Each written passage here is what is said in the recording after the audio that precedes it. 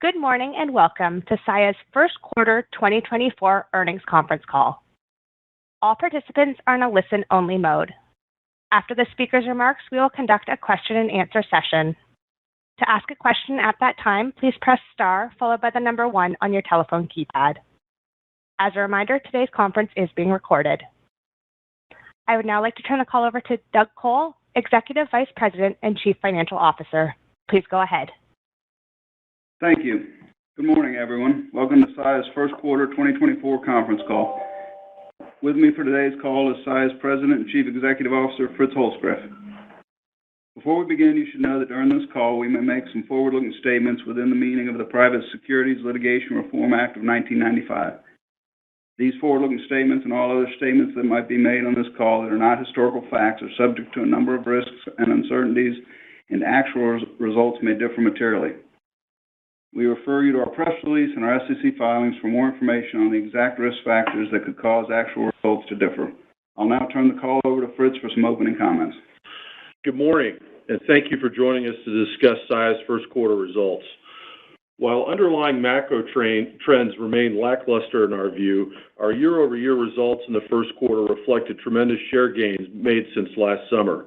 In the quarter, we averaged approximately 33,000 shipments per day compared to approximately 28,500 per day last year, or an increase of nearly 16%. We've opened 7 new locations in the past 12 months, and our employee count has grown significantly, allowing us to staff the new locations and enabling us to handle the growth in volumes while still providing our customers with excellent service. I'm particularly pleased to see all of our key service performance indicators continue to trend positively as we continue our expansion. Our first quarter revenue of $754.8 million increased from last year's first quarter by 14.3% and is a record for any first quarter in our company's history.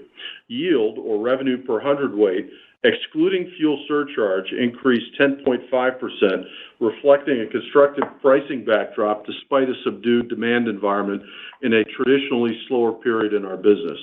Revenue per shipment, excluding fuel surcharge, increased 1.4% despite a headwind from weight per shipment, which was down 8.2% in the quarter, and length of haul also down modestly by 0.4%. Our revenue per shipment growth, ex-fuel surcharge, continues to be the result of positive pricing and effective mix management. With our continuing high service levels, we actively review the performance of all of our accounts and are not shying away from having rate discussions when necessary based on profitability, not the calendar. Our first quarter operating ratio of 84.4% improved by 60 basis points compared to our operating ratio of 85% posted in the first quarter last year and matches our best ever Q1 OR posted in 2022. As we've continued to absorb the growth in volumes compared to the prior year, we've continued investing in our network to maintain our services while also optimizing how we provide the service with our expanding line haul and driving teams. Our plans to open 15 to 20 terminals in total this year remain, and we'll also continue relocating some existing terminals as we've done with 4 so far this year. Relocations are an important part of the story as these relocated terminals often offer us multiple benefits, including better strategic position in the market and added capacity to better serve existing customers and also perhaps put us in a better position to serve new customers. Our teams are committed to accomplishing this growth with an eye on always putting the customer first. Our customer-first initiatives have been the cornerstone of our success over the last several years, and included in that is our desire to have more locations through which to serve new and existing customers. The results of Mastio's latest survey highlight a couple of significant achievements for Saia.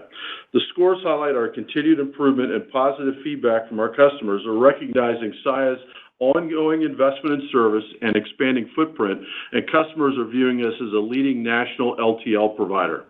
We've added 20 new facilities in the last 2 years with improving perceived levels of service, which is critical to note. Customers are recognizing our ability to not only improve service, but to replicate that improved service in new locations. I'll now turn the call over to Doug for more details from our first quarter results.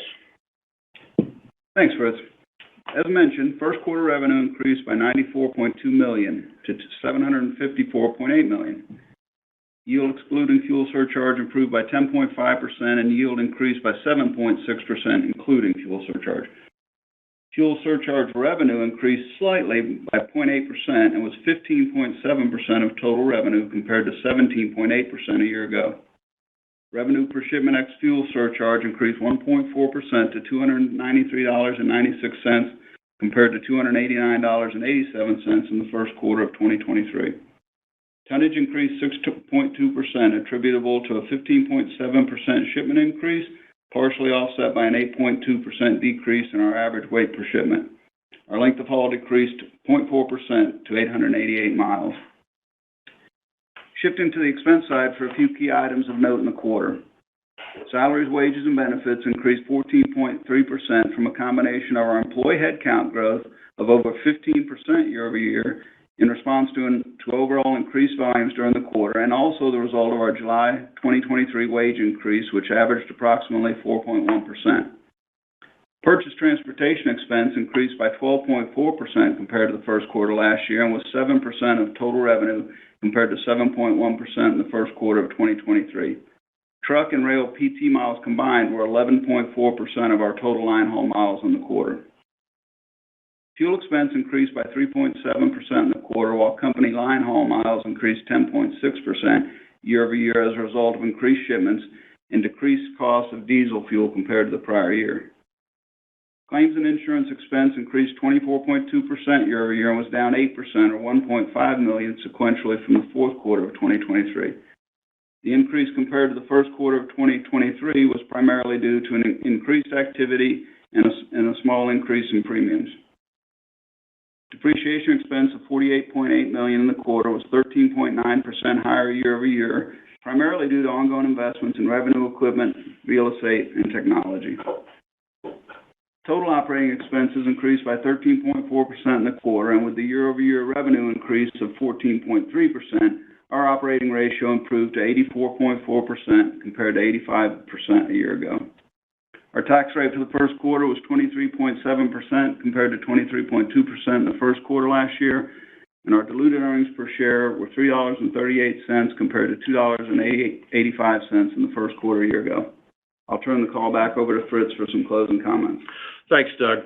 Our customer-first focus continued to deliver tangible results across our organization.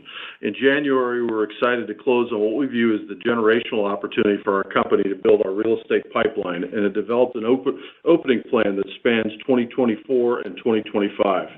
As we stated from the outset of our geographic expansion initiatives in 2017, it is absolutely imperative that we improve while replicating service as we execute this plan.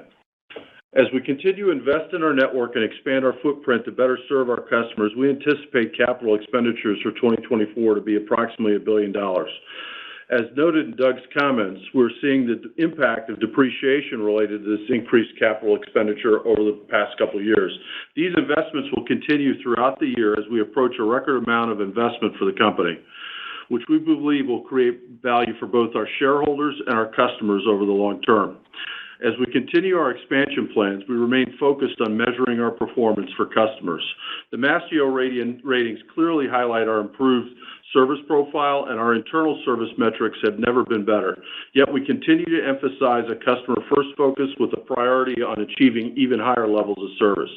With a focus on our customers in advance of relocating our Laredo facility, we executed a new cross-border agreement with a leading Mexican LTL carrier, Fletes, which will allow us to expand our service both north and southbound. Although we did not see the seasonal pickup that we expected, Q1 was nonetheless a record quarter for SAIA. The organization delivered a 14.3% increase in revenue to $754.8 million. While we made significant investments in the business and in advance of several openings, we still delivered an 18.9% increase in operating income to $117.9 million. As always, we remain intently focused on the long-term opportunity to enhance our service offering and coverage for our customers while delivering significant value to our shareholders.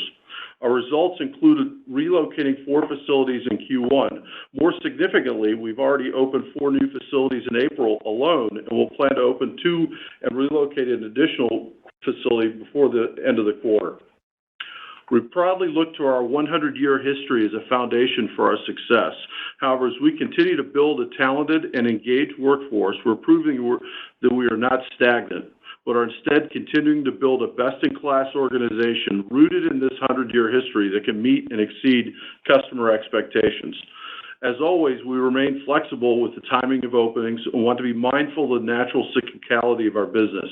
After Q2, we expect to open as many as 15 additional new locations this year, with the majority of these in Q3 covering additional Great Plains locations. We maintain flexibility of these openings as it's critically important that we replicate our service. We may find it necessary to delay or pause openings, whether due to staffing challenges or other uncertainties.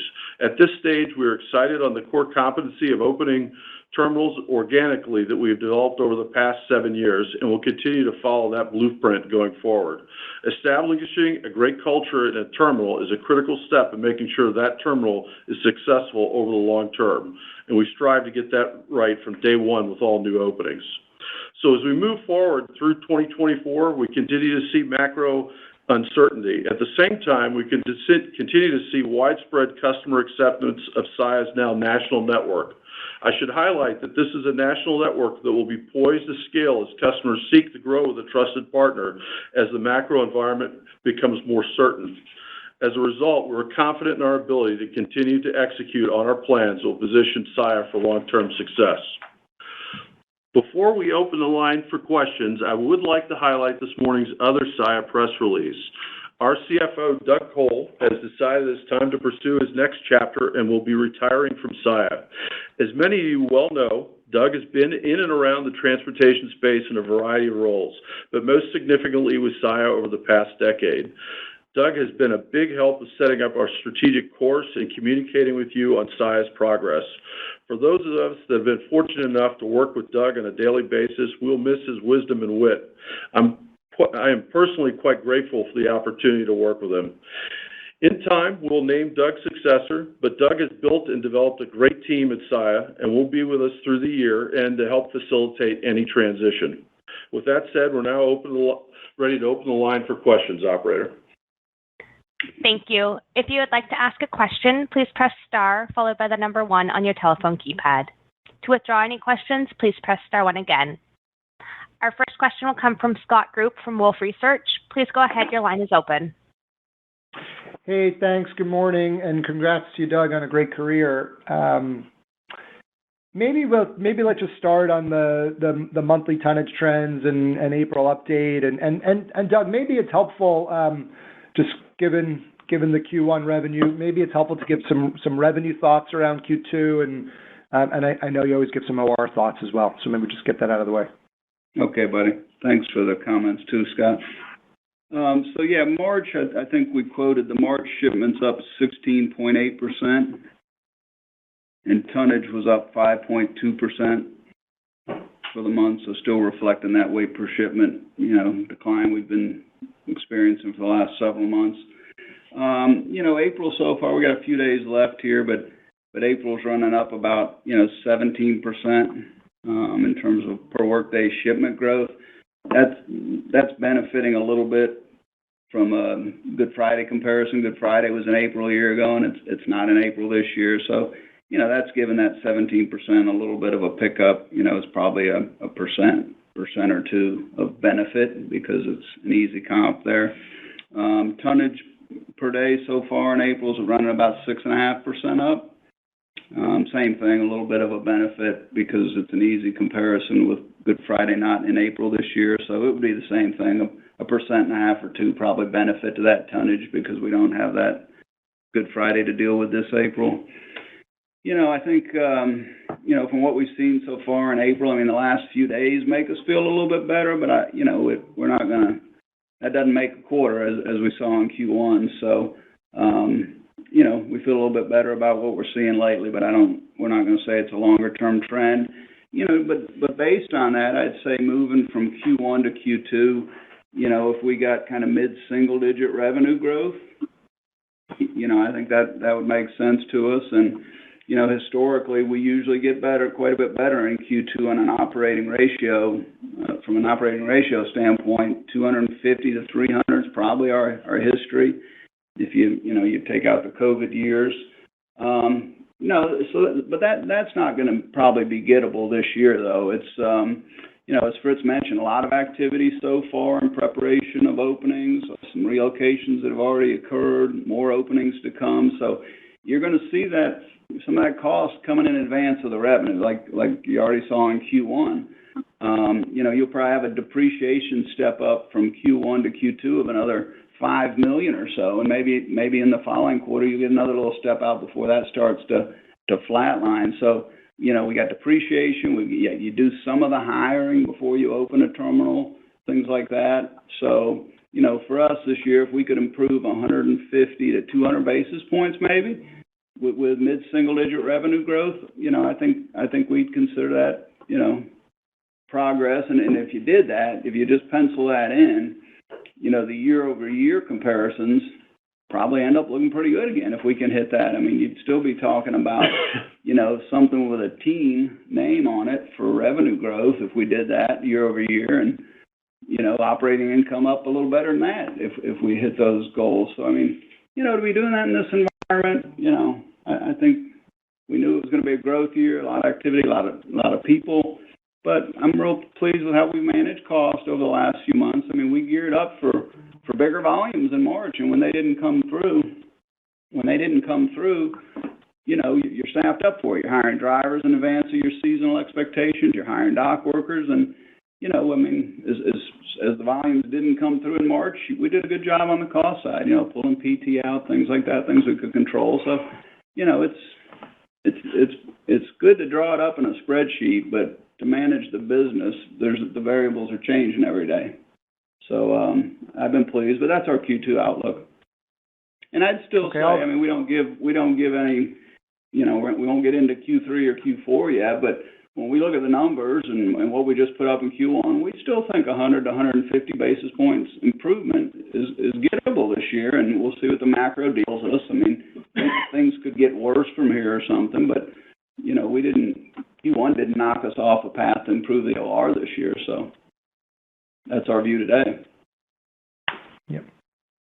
The 150 to 200, that's sequential margin improvement, correct? Q1 to Q2, that's what looks possible. Again, I got that depreciation step up staring me in the face, and we make these investments and put people in place and train them, and we don't open them until we're ready to go. So that's always fluid, but we're real pleased. These first 6 openings this year, we're really pleased that 5 of those are going to be staffed with SAIA people, and we transfer that culture up there and focus on the employee and our non-union employees and our customer. We want all that stuff to be consistent. So we're real pleased we're going to be able to open most of them with SAIA people and spread that customer focus and employee message into the new terminals. So it's going well. It's just a kind of a shaky macro still on the freight side.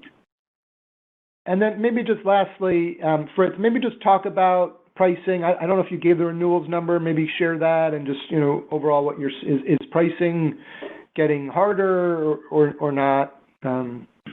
Listen, that's a ongoing pricing environment. That is something we're intently focused on. Our contractual renewals in the quarter were 9.2%, which we're pleased with that number. But, we're not satisfied with that number, meaning that, the service levels that we're providing deserve to be compensated. And so that is an ongoing focus as we see opportunities or issues with the mix of business that we have. We're very conscious of that and pursue that. We haven't, certainly customers don't like a rate increase, but I think you're in a lot stronger position to get the rate increase when you're in a position to point to the service levels that customers are getting and an expanding network. Makes sense. All right. Thank you guys for the time. Appreciate it. Thanks, Scott. Our next question comes from Amit Mehrotra from Deutsche Bank. Please go ahead. Your line is open. Thanks. Morning, Doug. Congrats. It's been a remarkable career, so I wish you the best in whatever you're going to do down the road. I wanted to ask maybe a couple quick questions. So the first one, you guys opened up a couple important facilities recently. Garland and Trenton. I know there's a couple other more, but those are kind of, I think, probably more important or bigger ones. Fritz, can you just, how have those gone? I mean, when you opened up the one in Buford middle of last year, that obviously had very, very quick positive impact. Can you just talk about what you're seeing from those two terminals in terms of bills per day, or however you want to talk about, what benefits they're giving you on the network? Yeah, thanks, Amit. You've highlighted two important ones, and we've got some more important facilities we're opening this quarter as well. Trenton, it's early, but it's certainly making a positive impact for us, particularly on the service side. We were trying to service that market from Newark and Philadelphia both, so that was expensive, and we were as responsive for our customers as we'd like to be. So early indications out of the gate, that's going to be a great investment for us, so we're really pleased. And it's important to note, I mean, I know sometimes it comes up, but that's being led by a experienced SAIA terminal manager from the start. So when we moved into that terminal, we were ready to go with replicating SAIA culture and SAIA service. So that's really exciting. Early results would indicate that as well. The second big facility that we opened was in the Dallas Metroplex, which is arguably SAIA's strongest market. We opened a facility there that also staffed by longtime SAIA experienced people, so they know exactly what it means to provide SAIA service. So we're thrilled with the early results. Need to let it develop before I can give you any better. I mean, we're only a couple of weeks into this, but customer acceptance, particularly on the Garland facilities, because of its proximity to some important accounts for us, has been great to see. When you're easy to do business with and you do it well, and they're talking to somebody that they've historically worked with, that's a great opportunity for us. So we're thrilled with both of those investments. Okay, and then just for my follow-up question, I wanted to double-click on, the pricing discussions and really focus in on revenue per shipment ex fuel, because, the story has been over the last, 6-7 months that there's a big pricing opportunity, and obviously you're going to lean into the service and sell the service, but when I look at, revenue per shipment ex fuel, that was actually down sequentially versus the fourth quarter, which is somewhat surprising. But then profit per shipment was up, nicely as well. So it doesn't feel like there's a negative read on pricing when I look at kind of what's underneath the surface. But can you just help us, because understand what's happening on revenue per bill ex fuel, and give us, a little bit of comfort that the strategy around leaning into price is actually working, despite this key metric that's moving in the wrong direction? Yeah, Fritz and I will probably tag team this one. Revenue per shipment, despite the lighter weight, still up year over year. The sequential trend, I mean, I think it's primarily explained by mix. The direction matters. The freight can weigh the same per pallet, and the length of haul can be the same. But some of our national account customers are really sophisticated, and they optimize the use of the carriers in their Rolodex. And a shipment from Atlanta to Miami that is one rate, and the same shipment Miami back to Atlanta can be a different rate. But you highlighted it. If I'm getting some economies on the cost side, so when I go to pick up with one of these larger accounts, instead of getting 2 or 3 bills, I'm getting 5 or 6, or maybe now that I've got more trailers in my fleet, if I can leave a national account customer a trailer for the day and they give me 10 shipments, I get really good, cost economies there. So revenue per shipment was down sequentially Q4 to Q1, but cost per shipment was down more. So my margin picked up. So we're managing through it. I mean, we're not going to sit on our hands, and just like you saw in Q4, we pulled a lot of discussions forward, and we'll do that again this quarter. And just because we talked in the fourth quarter, if we're looking at that business and we're being optimized and it's not working for us, we'll go back and try to get some more rate. But, I said on the last call, I thought, that with the capacity that's come out of our industry and with the focus on profitability, top to bottom across our industry, we're really seeing it from our major competitors. I think everyone in our view is still holding the line on pricing.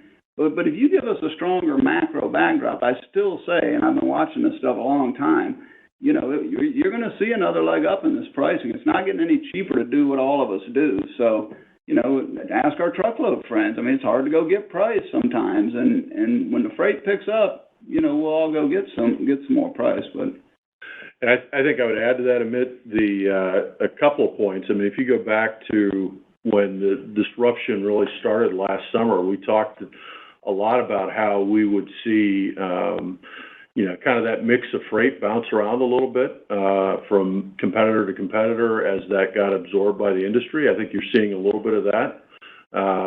You're also seeing an intense focus by us to continue to deliver on service and pricing at the same time, so that service isn't inexpensive to deliver, so we make sure we go after that.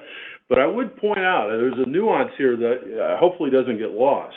As Saia develops that sort of network maturity, we start getting some of the scale and cost leverage that you saw from Q4 to Q1. You noted the cost per shipment changes. That's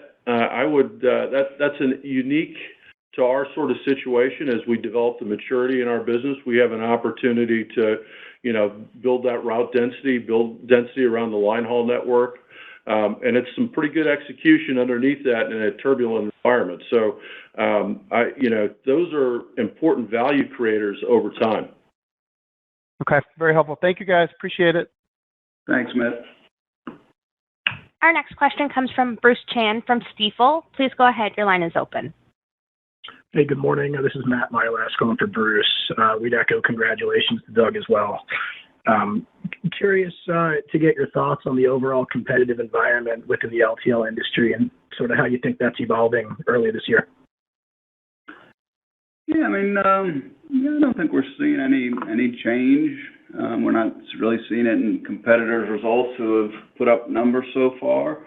A lot of consolidation, right? I mean, there's a lot of capacity that's on the sidelines because there hasn't been an interest in it since the yellow auction, and there's a lot of capacity that has been acquired that's kind of mothballed until people are ready to open terminals. So I don't think we're seeing any change other than, like Fritz said, I mean, right now when freight trends are softer, the shippers got options, right? So if they're not as stressed because their need isn't as great. But if demand picks up seasonally or the macro tailwind develops, well, then it becomes a little tighter, and then they want commitments and they want really high service standards. So until we get a little bit of that, I think you're going to, like Fritz said, continue to see people trying this carrier for a while, see if it works, try this carrier, and I think that's probably going on. But I don't think there's competitive actions going on out there that are negative.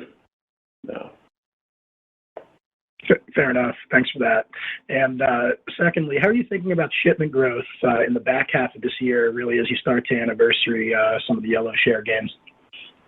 Well, I mean, look, the comps are going to step up and start to get difficult for all of us in July, especially in August, and then after that. But Saia's got that idiosyncratic growth from these new terminal openings. I mean, we're putting up terminals in markets we haven't been before, and folks like our service, and they've used us in other parts of the country, and they hear about the new service options, and that'll be a little bit of a tailwind for us. But in terms of forecasting a back half and what the macro is going to look like, we're not going to take our shot at that. Others have tried, and we're not ready to call a turn or anything like that. We have shown, as Doug pointed out, and we're not in a spot where we can really point to what we think the number would be, but I think we've shown that we know how to execute on an opening, deliver the service, and we're going to get growth out of these new facilities. Now the question is what the sort of legacy might look like, or what those opportunities might be. I mean, we saw, it was not what we thought it was going to be in the first quarter, but at the same time, we delivered some pretty solid results in light of that kind of core execution, despite the challenges that are in the marketplace. So I feel pretty good about the rest of the year and our core execution and what we might potentially do. Good color. Thanks. Our next question comes from Tom Wadewitz from UBS. Please go ahead. Your line is open. Good morning. And, Doug, congratulations to you as well. You've been obviously one of the key leaders in the, great growth story with Saia over the years. So congratulations to you. Let's see. I I wanted to, I guess, get your thoughts on how you think about the pace of that capacity opening. It sounds like a lot of it's kind of, already set up with people. How much of that would you, if you have a flat freight market, which seems to be what you're seeing and maybe a little less than normal seasonality, do you ease up on some of that might be in second half? And does that affect what the margin outlook is? Or is it just kind of like, maybe you open it, but you staff it with fewer people? How do we think about that dynamic and pace of openings, and also kind of how the margin would be affected if you do ease up on the pace of openings, looking out a ways, obviously not second quarter? Yeah, thanks, Tom. I think the key thing for all of these openings, there was never an intent for Saia to open these as to impact 2024 or this quarter or next quarter. We view these as long-term investments, multi-year return, 10-year sort of horizon. The Trenton and Garland facilities that we opened this quarter are ones that are simply in markets that we already are serving, and to some extent, that we're doing it inefficiently. So those are ones that the cadence of opening made sense to us because, first of all, it's an immediate service lift for our customers. There's going to be some incremental business in there, and there's also going to be a little cost savings. Those are big facilities for us and kind of our opening cadence. The Great Plains facilities, we'll open those.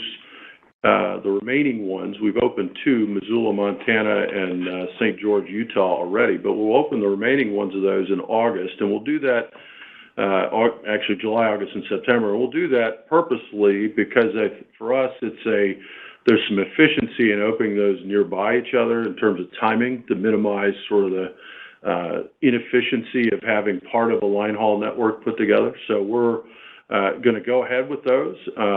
There's a customer demand for all those. I mean, Missoula, Montana is an opening that is, for the entire Saia business is, I would say, not material, but it has far exceeded our initial expectations, and that's simply you have customers that know what they're experiencing with us, and they like dealing with Saia, and we're really pleased with the early results there. So we look at that and we say, all right, then it's worthwhile to go after the remaining Great Plains states. St. George, Utah is another one. These are small markets, but there are ones that customers value that consistent service that maybe they weren't getting before. So that makes a ton of sense for us to open them. Now, they may not be, a big lift on the OR the balance of the year, but I think they're ones that they're really important investments to make, and I think we can minimize the sort of cost of them. But at the same time, if we're really focused on the customer and on the long-term opportunity of this business, those are the investments we need to be making. So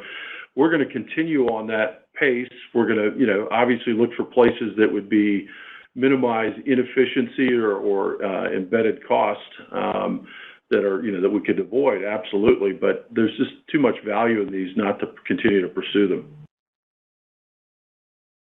So that having been said, if you assumed a flat freight market, how much would the service center openings give you on shipments per day or tonnage? Is it like a couple points? I'm just thinking when you anniversary the yellow impact. Yeah, it's tough to say. Missoula, Montana is not as big as Trenton, New Jersey, or Garland for that matter. So I think that's positive for us, the balance of the year. I'm not in a position to really call the macro freight market. I think it's probably mixed, but I think Saia's idiosyncratic story is pretty important to remember. And we've shown what we can do with these openings, and we've been able to execute in markets even in slower times. Okay. All right. Great. Thank you, Fritz. Thanks, Doug. Thanks, Tom. Our next question comes from Eric Morgan from Barclays. Please go ahead. Your line is open. Hey, good morning. Thanks for taking my question, and congrats to Doug as well. I guess I wanted to ask another on volumes, coming in below expectations in the quarter. Just given the pretty strong renewals number you gave earlier, would you say your push on price this year is having any kind of outsized impact there, or is it really just more of a broader market demand story? I mean, I think it's probably broader market, but listen, following Saia over time, and we're focused on generating value to our customer and generating returns for our shareholders. So we don't stay fixated on volume numbers. We stay fixated on making sure we meet those first two expectations. So, we'll continue to push the service level and our expansion thing, because I think there are incremental opportunities for that, but that's only going to work if we keep working on pricing and mix of business, and that we're committed to that. Appreciate that. And just a quick follow-up on revenue per shipment. Do you think that 3 to 4% is still a good benchmark for the full year ex fuel, or is some of the mix changes going to have an impact on that? Yeah, I mean, after what we saw in Q1, I'm probably, without a crystal ball on the macro, I'm not as confident in that. But like I said, what I did like is the spread improvement, right? So I didn't get as much revenue per shipment as I had hoped. It's a mix issue. We'll work on pricing at every turn. If the customer account's not operating profitably, we'll pull that discussion, onto the table right now. But we're doing a good job managing the cost side, so that's why I was able to get the margin pickup, and that's why I think we can still get the 100 to 150 basis points for the full year. I mean, there's moving parts here. So if that's the kind of volume, but when I go there, I get some economies on the cost side, then it works for me on the margin side. And I mean, that's what we're trying to do. We're growing the business, and we're growing profitability more than that. I think that's what you kind of want in a business. And on the volume side, for us and for the other transports I've heard report, March didn't seem to come together like most expected. But, we still had shipment growth in the quarter up, 15.7%. I don't know how many others are doing that. So we kind of think we're on the right track, and we'll work through the cyclicality that's inherent in our business. Appreciate it. Sure. Our next question comes from Jordan Alliger from Goldman Sachs. Please go ahead. Your line is open.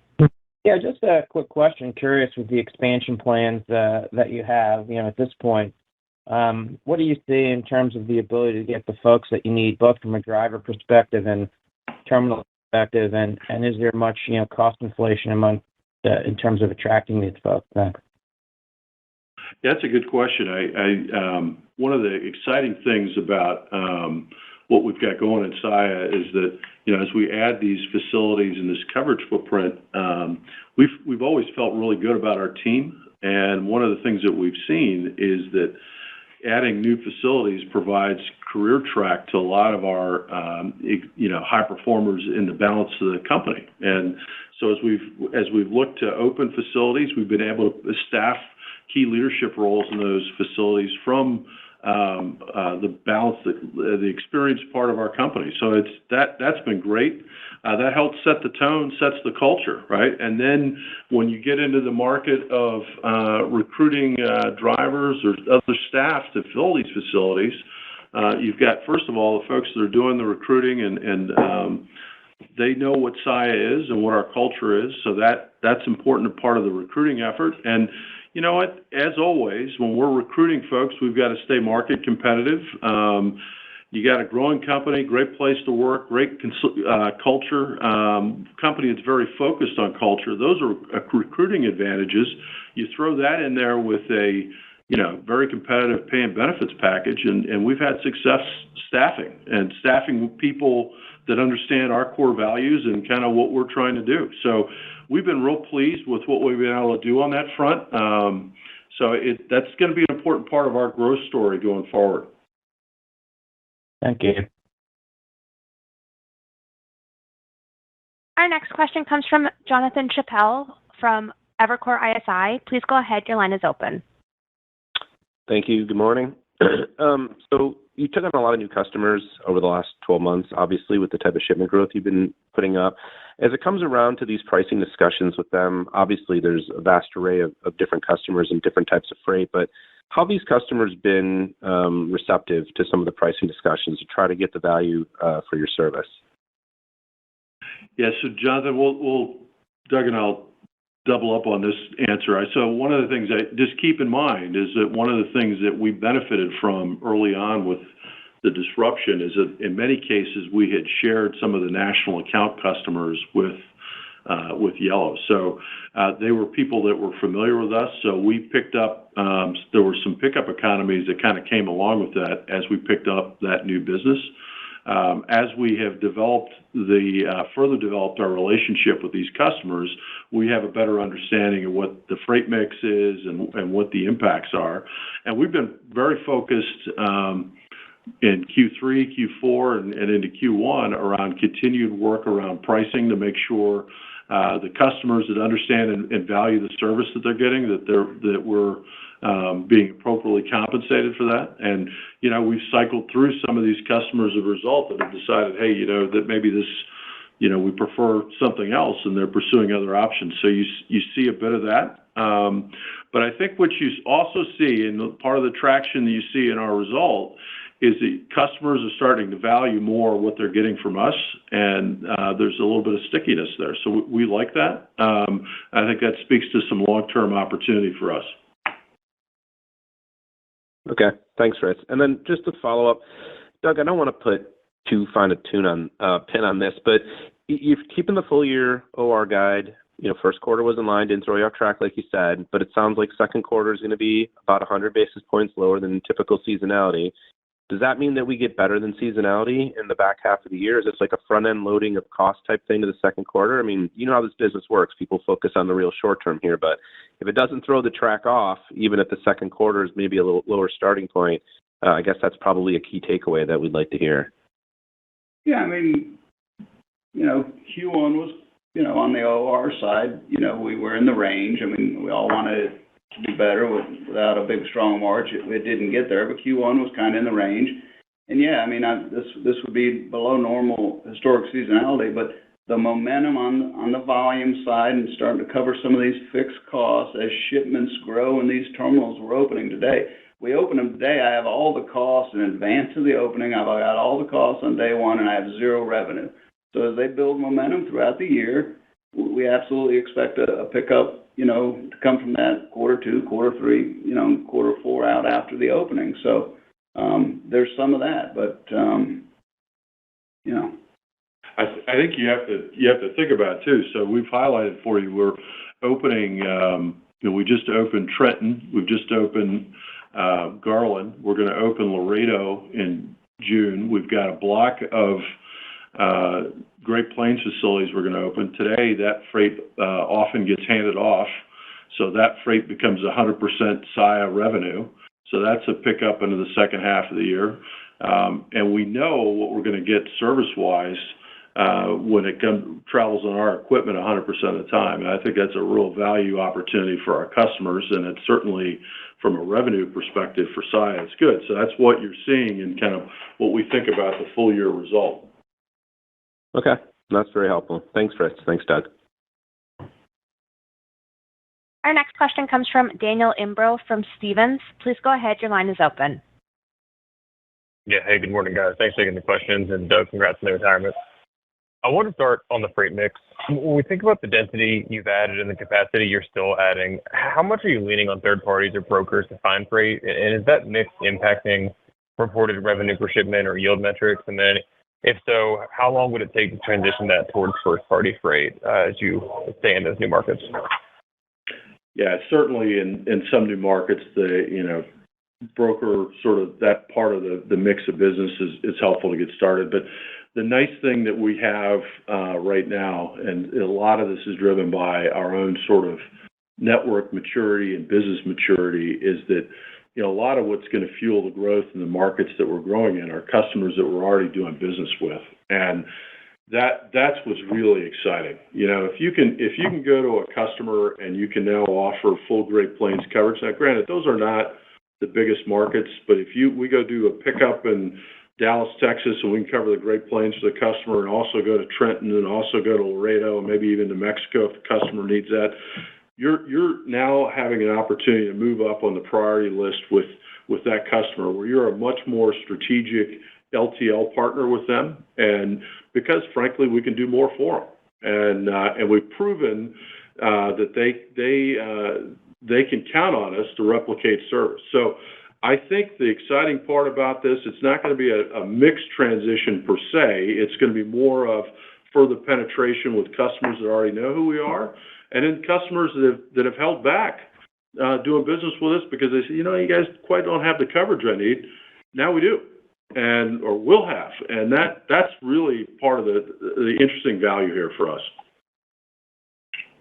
That's helpful. And then for a longer term one, I know you mentioned no one has a great crystal ball right now, maybe, but on the industry outlook, market's soft. We're obviously about to lap yellow, so headline growth will moderate. You mentioned you feel good about your ability to grow tonnage and price. How do you think the industry responds? Do you think, or think there's a risk others maybe get more price competitive as their headline growth slows? And just curious your broader thoughts as we lap yellow, how, if at all, that changes kind of the growth trajectory. I think that this business, if you look across the landscape of the business, I think the industry understands a couple things that are really important. One is that underlying the surface of the business is an inflationary business, right? And it's a business that, driver cost, employee cost, equipment costs, all those things, real estate, all those things are inflationary. And, so that's a fundamental there. The other fundamental is that more volume at a lower price does not create incremental profitability. So that's another element of this business. So I think that there's that discipline across the landscape. Now, we feel confident with our own on the things that we can control because we see what our team's doing around providing service to customers. That's, we think, is a differentiator for us. And as we expand the footprint, I think that's where we will benefit. But I think overall the industry, that sort of price-led or price concession strategy, I don't know that is a value driver for anybody in the space. So I expect the discipline to remain. Great. Appreciate the color. Best of luck.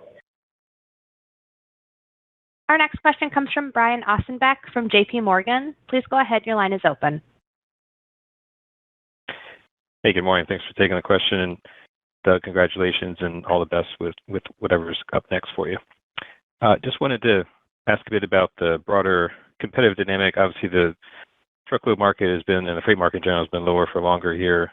The disruption of yellow helped out LTL. But do you think the truck market, given that it surprised all those carriers to the downside, do you think that's encroaching a bit more on what you would consider sort of the core LTL business? And so therefore, when that tightens up, maybe you get a little bit better snapback than you would otherwise think. And is that specific to your network that you might see any of those leading indicators as we progress, hopefully, for the rest of this year? Yeah, I know some of our competitors speak to this. We don't have a strong opinion about it. I guess, our sophisticated, national account shippers, are probably figuring out ways to move more of their product on truckload and take advantage of the very favorable rate environment on the truckload side now. I don't know how much truckload is encroaching on LTL volumes beyond that, meaning, as a rule, a truckload carrier pulls a trailer for a customer and they don't handle the freight. And it'd be very difficult on a broad basis to replicate what an LTL carrier does, right? We handle pallets of freight. You need different assets to do that. You need a dock workforce and terminal network and things like that. But I do think the customer is taking advantage of this lower for longer environment and figuring out ways to consolidate and move more things truckload before they break it down to an individual pallet and move it. So, yeah, as that tightens up, I expect we'll get a benefit primarily from that aspect. And then maybe there's some of that other stuff going on where a smaller truckload carrier decides to make multi-stops or something. But, yeah, better freight backdrop would be good for all of us. And, the industrial complex has just been weaker. A better, who knows, in an election year, maybe you get, a different, regulatory environment around energy or something like that, for example, over the next couple of years. And that's been missing a bit. We all benefit when the industrial supply chain is full and moving, and energy's been missing, for example. So some things like that are still out there to be determined. We'll see. Understood. Thanks for that. Follow up just on the Mexico and the cross-border business. Maybe you can elaborate on what that partnership does for you, I guess in the short term. In the longer term, does that help kind of fit with the relocation of Laredo? And I was mentioning the same in passing. I just don't know how those were we're tied together, and sort of what you think of that partnership and that market in general, over the next couple of years. Yeah, listen, we're thrilled with this partnership opportunity, and depending on what your view is on nearshoring or reshoring, but if you look at the supply chain, certainly cross-border into and out of Mexico is continuing to develop, and we're very pleased with the opportunity to partner with a very high-quality carrier familiar with the Mexican market. That we think we're in a position that we can seamlessly provide service to our customers north and southbound. You layer that in there with what we think one of our real key investments that we made as part of the real estate auction, the Laredo facility.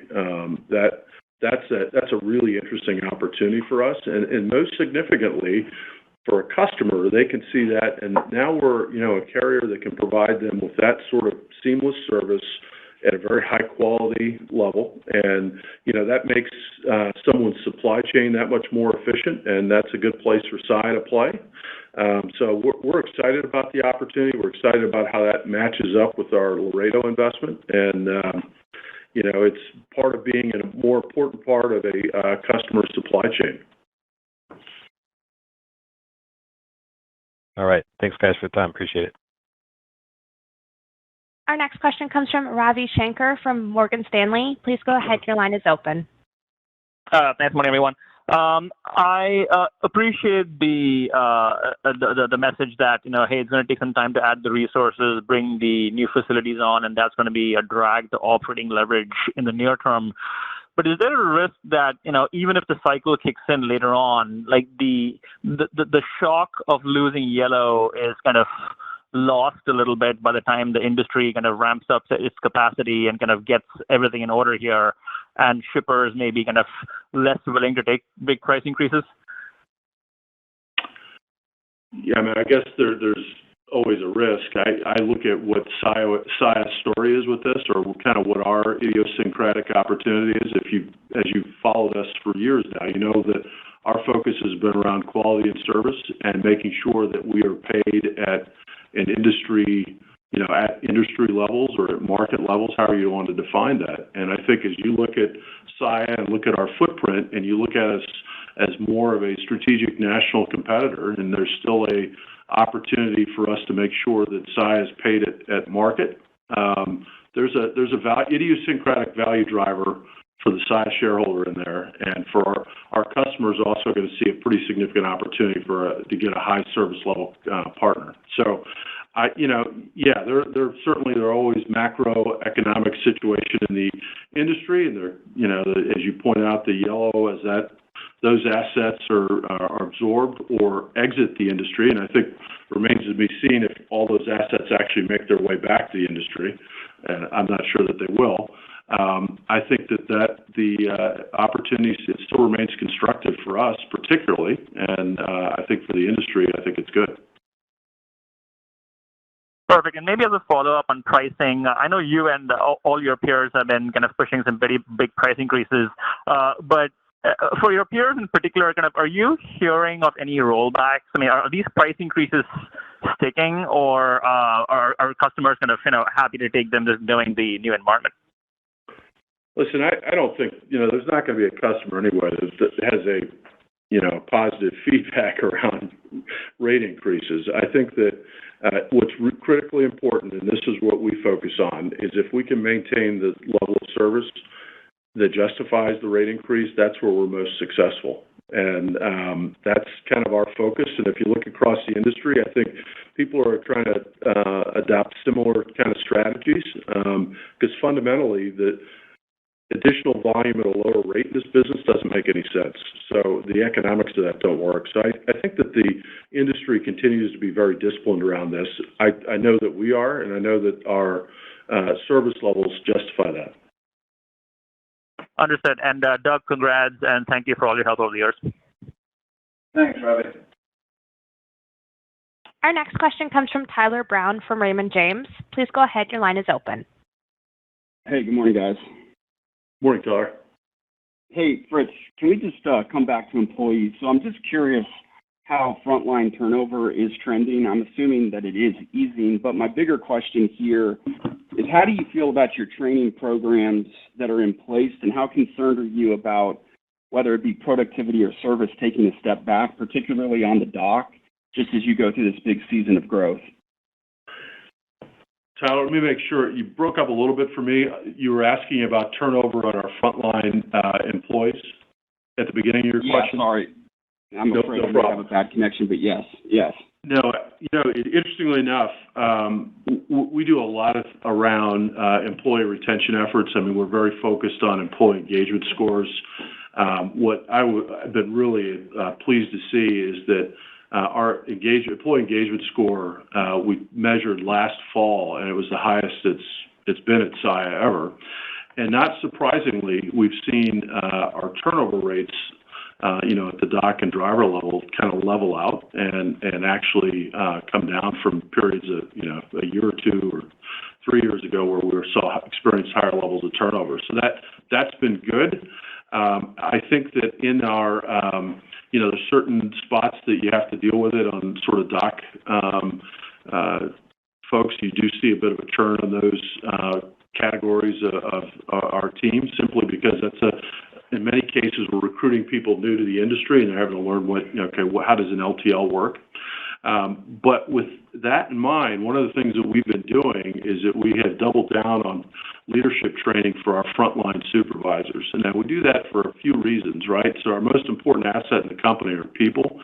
We're very focused on keeping high levels of engagement and very focused on maintaining and continuing to lower that turnover, because we think that helps us drive consistency around product, service, safety, and all those things, and we've seen that that's paid off for us. It also gives us a pipeline of frontline leaders that ultimately are helping us staff these new facilities and continue to maintain that culture. So it's something we pay attention to on a daily basis, simply because it's that important. Yeah, no, that's great. And then just back to Brian's question about Mexico. So if I'm not mistaken, you struck a similar interline deal in Canada a few years back, if I recall. I'm just kind of curious how big that lane is today. Is there any reason that this lane couldn't be equally, if not larger? Yeah, I think the opportunity cross-border in and out of Mexico over time is certainly going to be stronger than Canada. Not that Canada is not important for us. What's our breakout? I'd have to get back to you on what that breakout would be for that, how much of Canada.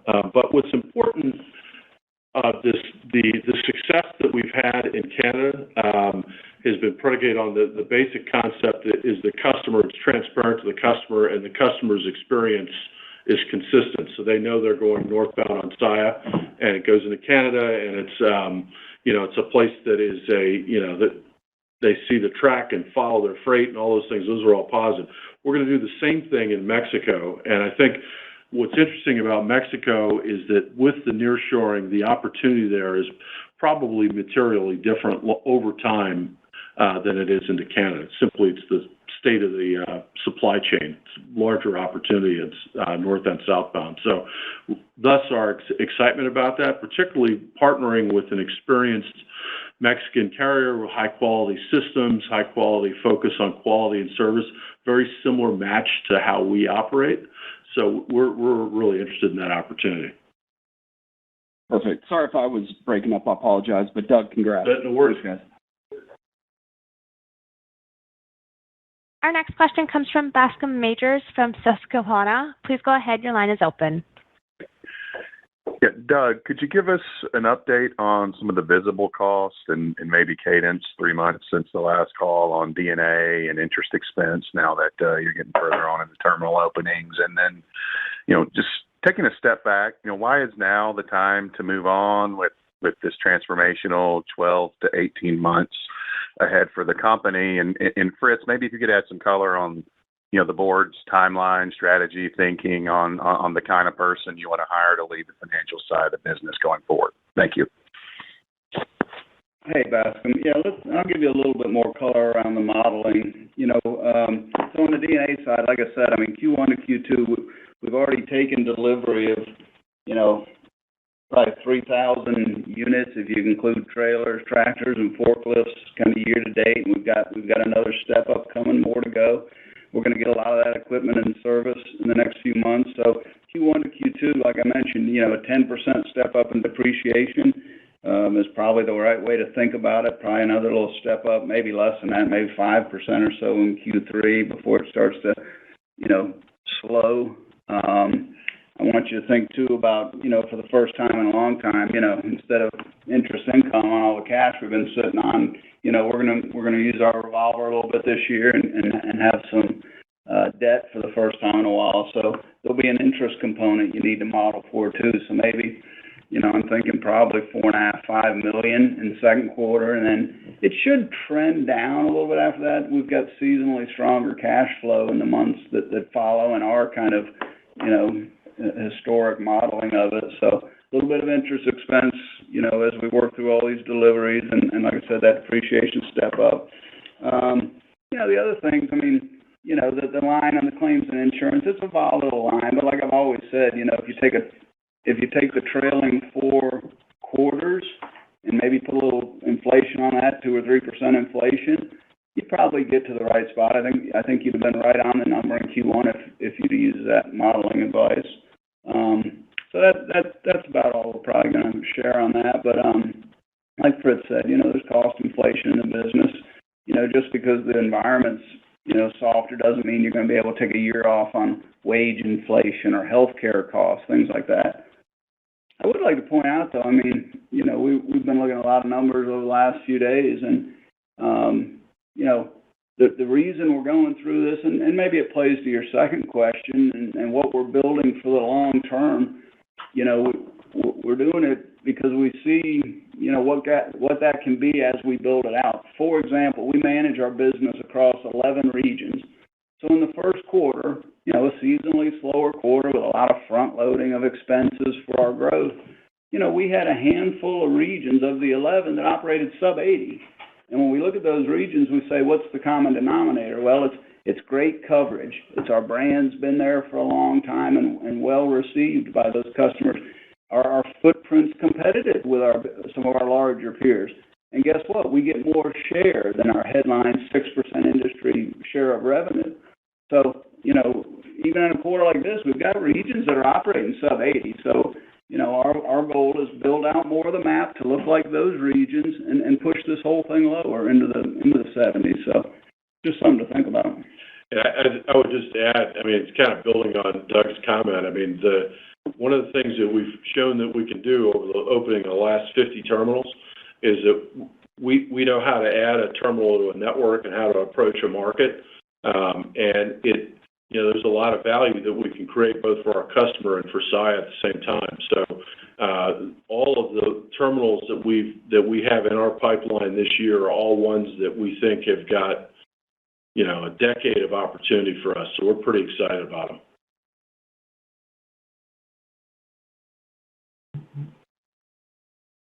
Our next question comes from Jason Seidel from TD Cowen. Please go ahead. Your line is open. Thanks, operator. Doug, congratulations. You're not much older than me, so I'm very jealous you're talking about retirement. I got a long ways to go ahead of me. Wanted to circle back on a few things. One, obviously there's a lot of expansion going on here. You're opening up some very key terminals. How should we think about looking out to 25 in terms of the pace of expansion with more openings?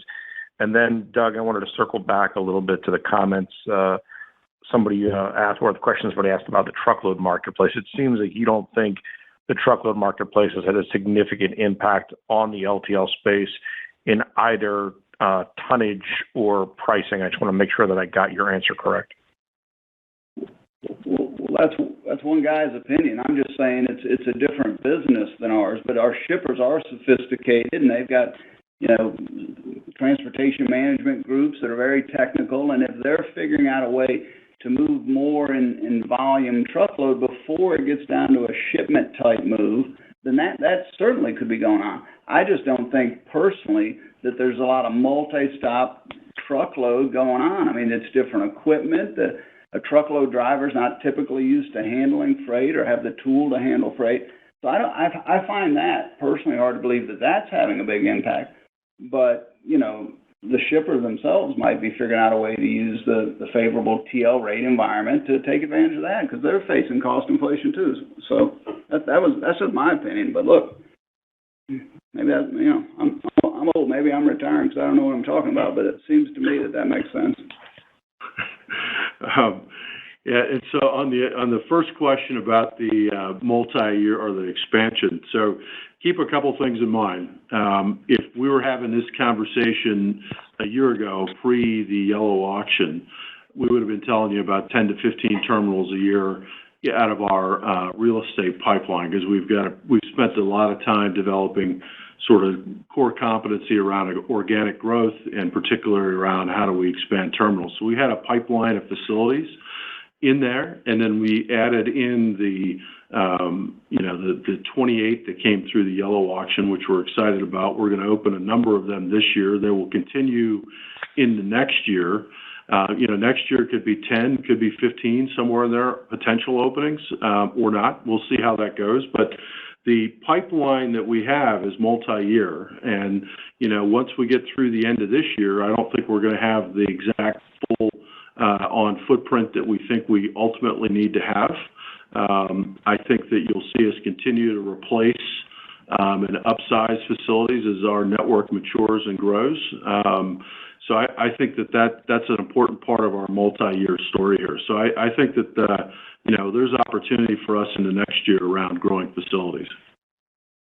Perfect. That's what I was looking for. Doug, looking forward to seeing you in June and having a beer with you, sir. Thanks. See you then, buddy. Our next question comes from Ken Hoexter from Bank of America. Please go ahead. Your line is open. Great. Thank you. Good morning. Doug, I'll throw it in. Congrats on your retirement, or what we all know is your move to really try to get back to the sell side. So good luck on that. Fritz, the competition is too stiff there now these days, Ken. I would not survive. Fritz, can you talk about maybe customer engagement in the quarter? I just want to understand what happened on the volume side. Was it due to, I don't know, addition of large enterprise customer, yellow business that kind of came back and then you kind of re-hit on pricing and it fell away? I'm just trying to decipher the volume weakness, here versus maybe what we see in some parts of the market. So I would just kind of highlight that just the macro situation, right? So just kind of, the GDP report that came out earlier this week that said Q1 GDP is 1.6%. I think anybody would say that's kind of a mixed sort of macro environment, maybe soft macro environment. So I think you have that sort of overhang for the industry, and I think you've seen that in other reports that are out there from other modes and competitors and such. So I think there's that going on. And I think what you see with Saia specifically is you see the impact of our own initiatives around our geographic expansion. I think that, had we had a bit of a stronger macro environment, I think we would have seen a little bit more of a lift in Q1. But actually, despite the limits of the macro environment, I thought our performance was actually really good. And that's a reflection of kind of our idiosyncratic story and our ability to deliver service in that kind of environment.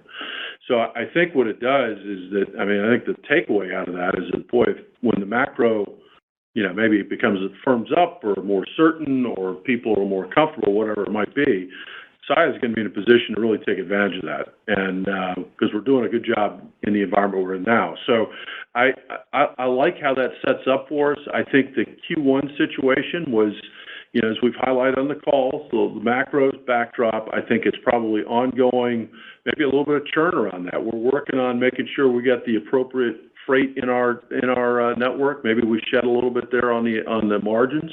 But fundamentally, I think what we posted was still really good. So just to clarify, it's not like what you took on was yellow freight or Amazon freight or something like that, and then you took that on because it was in the market against a bad macro, and you had to go reprice it. That's not. No. I think what you had is we had yellow freight that came our way because we had a lot of shared accounts, and then in Q4 we were talking about pulling contracts forward, so you saw a little bit of that churn. We got mix of business changes a little bit, Q4 to Q1, and we're not giving up on that either. We're continuing to find that freight that makes the most sense for us and get the pricing right. So, I think some of that's just kind of underlying business and what we deal with on a daily basis. All right. And then for my follow-up, just your thoughts on claims ratio. I don't think you touched that in the release. And then has tightening flattened out now? Are we seeing that settle in at this point, or is it still volatile given some of those repricings and revisits of contracts? I think it's just kind of ongoing, specifically around your contractual question. I mean, I think we're in a unique spot because we're growing, we're taking on some new customers, or we're getting different mix of business as we go. And I think what you find with that is that we've got to continue need to reprice and get the book of business, the margins right, and make sure that we're getting paid at sort of market rates. And that's kind of key. So you'll continue to see that from us going forward in all likelihood. And then the other quote on claims. Yeah, I mean, the claims ratio has been hanging in there in the 0.56, 0.6 range for a while. Very consistent service, even with all the new team members and things like that. So, I think we're hearing good things about our service, and we look forward to rolling it out in more markets. Appreciate the thoughts. Thanks, Chris. Our last question today will come from Daphne Moore from Jefferies. Please go ahead. Your line is open. Hi, good morning. Stephanie Moore here from Jefferies. I thought you had a new assistant.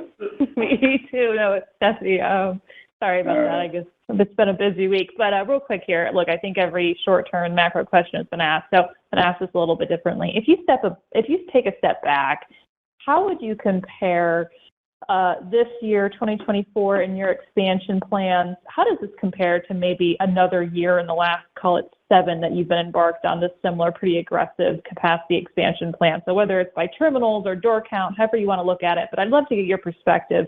Is there a similar year that you can kind of point us to where you're making these investments and ultimately see this loaded springboard for when the market eventually turns? I'd love to just hear your perspective. Thanks. Yeah, Stephanie, the interesting thing about, I hate to, this is kind of a tough answer, just to say every year is a little bit different, right, in terms of where you are in the expansion. What's really exciting about this one, this year, that maybe differentiates a bit compared to the others is the kind of the range of opportunities we have. So we've got some really interesting market expansions, Trenton, Laredo, places like Owatonna, Minnesota. This year we're going to open a facility in Owatonna and then one in Duluth. And the fall of last year we opened one just outside of Minneapolis, St. Paul, and Wisconsin. So SAIA, in a span of less than a year, is going to go from being Minnesota being the end of the line to making that sort of a real market for us. So the openings that we have right now are ones that say these are all about the customer and providing that additional level of service. So that to me is really exciting. And then you've got these big strategic facilities that we're putting in place, and then you've got facilities across the Great Plains that we're going to add that. Now we're going to be in a position to say to our customer, hey, look, we can go anywhere any of your other national account or national LTL players can go, and we know what we can do on a service basis, right? So it's that for us makes this a really exciting year, and one that is probably a little bit different than the others from that perspective. And as I've mentioned a few times in the call, organic expansion like this is in our wheelhouse. We know how to do this. And, I've heard, there's been commentary out there that said that, people have an established culture and all these things. And, at SAIA, we have an established culture as well. We have an established culture that says we know how to replicate that over and over again. People are drawn to that, and we know how to continue to build on that. And the next, 100 employees that we add are an important part of further enhancing that culture and providing that great service to customers. So I'm excited about this range of openings, and I will be about the ones in the next year as well. Got it. Thank you. I guess just from my perspective, I feel like we've seen this movie before, and it almost takes me back to 2019, where not the best market, but you're investing pretty heavily, and you kind of see that recovery in a meaningful way, and then as soon as the market does return. So I guess that was my thought. So appreciate the call. Yeah, and listen, Stephanie, on that point, I mean, I like the idea of having 210, 215 terminals teed up, ready to go, the established team, that when you have macro certainty, what the spring looks like for SAIA, like the springboard for SAIA. I think that's a fantastic opportunity for us. Got it. Thanks so much. Thank you. We have no further questions. I would like to turn the call back over to SAIA's President and Chief Executive Officer, Fritz Holzgrefe, for closing remarks. Thank you. And thank you, everybody that's called in. And we appreciate the opportunity to talk about the great things happening at SAIA, and really look forward to the next years and continue delivering the results. So thank you.